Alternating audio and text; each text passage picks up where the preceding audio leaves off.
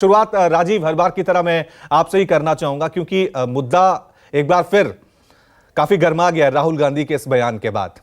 तो मैं आपसे सवाल यही करना चाह रहा हूं कि एक होती है राजनीतिक आलोचना, एक होती है सरकार की आलोचना और एक होती है देश की आलोचना। इनमें लक्ष्मण रेखा कहां खींची जाए? क्योंकि अमूमन हमने देखा है ये किसी एक पार्टी के नेता की बात नहीं है। जब भी इस देश के राजनेता विदेशों में जाते हैं तो वो भूल जाते हैं कि वो भारतीय होकर वहां पर भारत का प्रतिनिधित्व कर रहे हैं।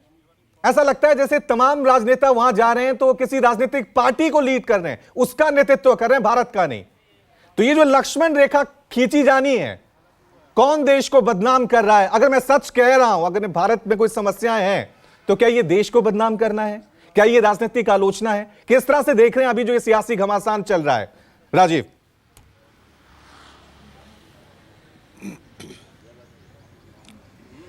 देखिए, सबसे पहली बात तो राहुल गांधी विपक्ष के नेता हैं और सरकार के मुखालफत करना उनका काम है, वो करते रहते हैं और सबसे बड़ी विपक्षी पार्टी के नेता हैं।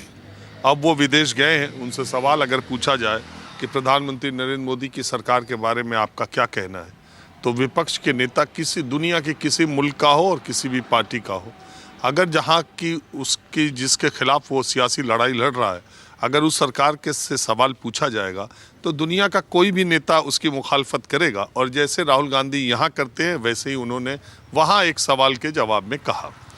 दूसरी बात यह है कि अगर प्रधानमंत्री नरेंद्र मोदी या देश का दूसरा भारतीय जनता पार्टी का कोई नेता विदेश धरती पर जाकर ये बात कहता है कि 70 सालों में कुछ नहीं हुआ और हमने ये चीज़ें की या आगे ये चीज़ें कर रहे हैं, तो क्या इससे देश का अपमान होता है? क्या राहुल गांधी की बात से देश का अपमान होता है? दूसरी बात यह कि अंतर्राष्ट्रीय संस्था में अगर आप देश का प्रतिनिधित्व करते हैं, किसी इंटरनेशनल ऑर्गेनाइजेशन में अंतर्राष्ट्रीय मंच पर जाकर देश का के रिप्रेजेंटेटिव के तौर पर आप जाते हैं और वहाँ पर कोई भी ऐसी बात आप कह देते हैं, तब उससे देश का अपमान होता है। लेकिन आप एक पॉलिटिकल पार्टी के लीडर के तौर पर कहीं गए हैं और वहाँ इंटरेक्शन का प्रोग्राम है, वहाँ लेक्चर का प्रोग्राम है, वहाँ आप अपनी बातें रख रहे हैं, लोग आपसे सवाल पूछ रहे हैं, तब वहाँ देश का सवाल कैसे आ जाता है? और हिंदुस्तान जो कि दुनिया का सबसे बड़ा लोकतंत्र है और इतना मजबूत और इतना समृद्धशाली देश है, इसका अपमान किसी के बयानों से हो सकता है? मुझे ऐसा नहीं लगता। तो अब इस पर चर्चा क्या है?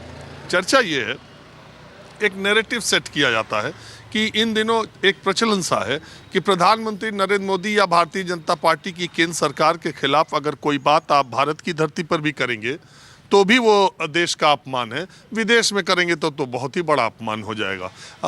प्रधानमंत्री नरेंद्र मोदी या भारतीय जनता पार्टी की नीतियों की खिलाफत राष्ट्र की खिलाफत है, ऐसा कहने और ऐसा नैरेटिव सेट करने वालों का एक प्रचलन सा चल पड़ा है, जिसमें भारतीय जनता पार्टी तो है ही, कुछ और लोग भी शामिल है और इनकी संख्या अच्छी खासी है।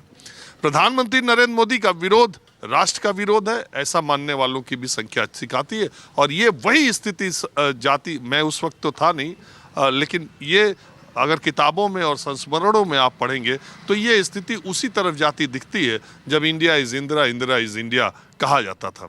अब बात आती है इन बयानों को लेकर के जो सारी बातें हो रही है, विपक्ष के नेताओं ने कई बार अंतर्राष्ट्रीय सम्मेलनों में, अंतर्राष्ट्रीय मंच पर राष्ट्र का प्रतिनिधित्व किया है और प्रधानमंत्रियों ने उनको भेजा है और उसकी तारीफ संसद में भी हुई है और यूनाइटेड नेशंस में उन्होंने अपने देश के रिप्रेजेंट। लेकिन राहुल गांधी तो कांग्रेस के नेता के तौर पर गए, जो बात वो यहाँ कहते हैं वो बात वो वहाँ कह रहे हैं। अभी आप देखिए, जावेद अख्तर जब यहाँ पर सरकार की नीतियों के खिलाफ बोलते हैं, किसी भी कार्यक्रम में आते हैं, आप देखते हैं वो अक्सर बहुत मुखालफत करते हुए दिखते भी हैं, तब तो जावेद अख्तर को आप देखिए किस तरीके से लोग उनको टारगेट करते हैं। अभी जावेद अख्तर जब पाकिस्तान गए तब उन्होंने किसी ने उनसे सवाल पूछा तो उन्होंने कहा जब कि हमने तो गुलाम अली और मेहदी हसन के बहुत कंसर्ट कराए हिंदुस्तान में, आपने लता मंगेशकर का एक भी कंसर्ट अपने यहाँ नहीं कराया। उन्होंने सीधे कहा कि मैं जिस शहर मुंबई में रहता हूँ, वहाँ जिन्होंने हमला किया था वो कोई स्वीडन से नहीं आए थे, वो कोई स्विट्जरलैंड से नहीं आए थे, वो आप ही के यहाँ से आए थे और हमला कराने वाले आपके यहाँ खुलेआम घूम रहे हैं। ये बात कहने का मादा जावेद अख्तर को पाकिस्तान में था और ये बात उन्होंने कही। तो जब ये बात कही तब उनकी यहाँ पर तारीफ होने लगी और यही बात जब उसी किसी दूसरे मसले पर जावेद अख्तर अपने खुले दिल से यही बात इस सरकार की मुखालफत करते हैं या नीतियों की मुखालफत करते हैं, फिर जावेद अख्तर को दूसरे पेंट से रंग दिया जाता है। तो कुल बात यह है कि हिंदुस्तान का अपमान किसी नेता के बयान से होने वाला नहीं है, ऐसी मेरी मान्यता है। और दूसरी बात है, कांग्रेस नेता के तौर पर राहुल गांधी गए हैं, बीजेपी नेता के तौर पर प्रधानमंत्री जाते हैं या दूसरे नेता जाते हैं, बीजेपी नेता के तौर पर जब वो बातें करते हैं तब जो बातें वो कहते हैं वो सियासी रूप से उनको सूट करती है।